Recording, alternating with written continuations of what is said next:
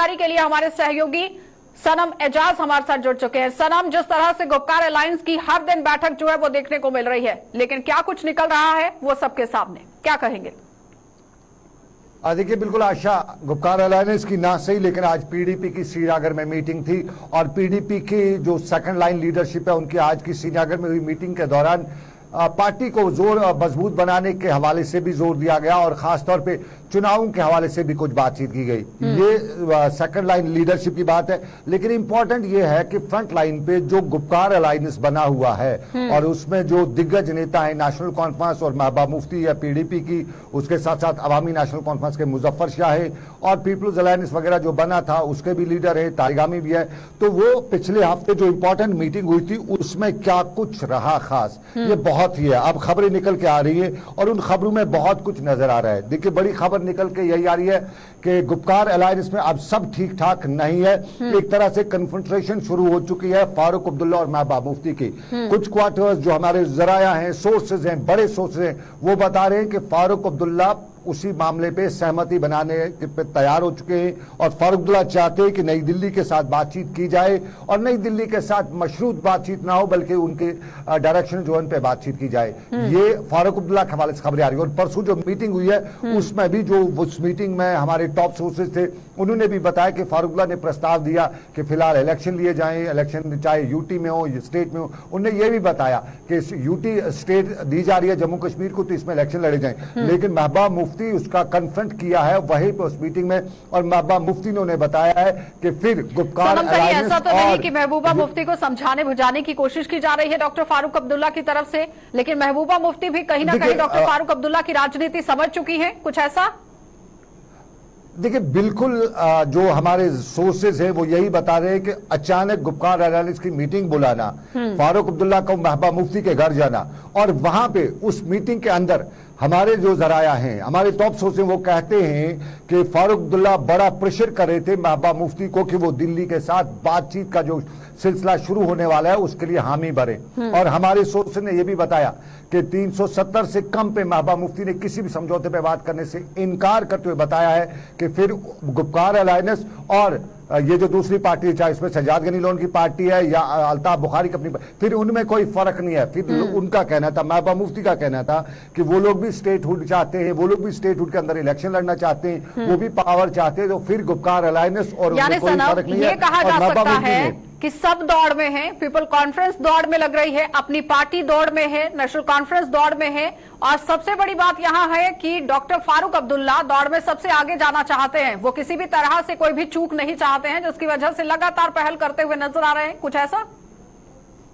देखिए, बिल्कुल एक चीज मानना पड़ेगा, फारूक अब्दुल्ला की नस नस में कुर्सी भरी हुई है और वो कुर्सी के लिए दौड़ करते रहते हैं माजी से लेकर हाल तक। वो 90s के मामलात हों, 80 के मामलात हों या जितने भी वाकत पास के हैं, और आज भी बताया यही जा रहा है। हमें नेशनल कॉन्फ्रेंस के एक टॉप सोर्स ने भी बताया कि फारूक अब्दुल्ला भी कुर्सी के लिए हामी भर चुके हैं और नई दिल्ली से विदाउट किसी कंडीशन के वो बातचीत करने के लिए तैयार हैं। ताहम इस बातचीत में जिस तरह होम मिनिस्टर ने कल ही जम्मू कश्मीर का चार्ज अपने हाथ में लिया है, लेकिन बातचीत के लिए है वो जिनका ये पूरा कश्मीर अफेयर अपने हाथ में लेना, लेकिन सबसे बड़ी अड़चन जो है वो महबूबा मुफ्ती अभी बनी हुई है और जब तक महबूबा मुफ्ती राजी होगी, महबूबा मुफ्ती की कोई सहमति बनती है, तब तक शायद बातचीत दिल्ली के साथ ट्रैक 1 पे। क्या लगता है सनम कि जिस तरह से अमित शाह ने ये पूरा कार्यभार अपने पास रख लिया है, जम्मू कश्मीर को मद्देनजर रखते हुए आने वाले समय में क्या कुछ देखने को मिल सकता है? क्योंकि जिस तरह से महबूबा मुफ्ती धारा 370 को लेकर अड़ती हुई नजर आ रही है, लेकिन धारा 370 जो है वो सुप्रीम कोर्ट के दायरे में है। देखिए, बिल्कुल बहुत सी अड़चने हैं, बहुत सी अटकलियां लगाई जा रही है और माना यही जा रहा है कि गृह मंत्री जो अमित शाह हैं वो जम्मू कश्मीर का पूरा कारोबार खुद संभाल चुके हैं और यहाँ पे उनका, हमारे जो जराए हैं ये भी मानना है कि वो लीडरशिप से बात कर रहे हैं और उनको बताया जा रहा है कि आपको स्टेटहुड वापस दिया जाएगा, डिलिमिटेशन होगा, उसके फौरन बाद आप चुनाव में आइए और कहीं ना कहीं चुनाव जो यहाँ पे एक्टिविटीज है, पोलिटिकल एक्टिविटीज, वो शुरू की जाएंगी। लेकिन हमारे जो टॉप सोर्सेज है वो यही बता रहे हैं कि सबसे बड़ी प्रॉब्लम महबूबा मुफ्ती है और कहीं न कहीं ट्रैक 2 पे भी जो महबूबा मुफ्ती के साथ इस वक्त होम गृह मंत्रालय की बातचीत हो रही है, उसमें भी कहीं अभी किसी बात पे सहमति बनती नहीं नजर आ रही है। माना यही जा रहा है कि अब महबूबा मुफ्ती क्या स्टैंड लेती है, ये इंपॉर्टेंट है। लेकिन सनम, सवाल यहाँ पर यह भी है कि गए जमाने की बात हो गई धारा 370, उस पर कड़ा रुख इख्तियार करना, कहीं ना कहीं सेंटिमेंट्स के साथ खेलने की कोशिश नहीं की जा रही महबूबा मुफ्ती की तरफ से जम्मू कश्मीर के लोगों के साथ? देखिए,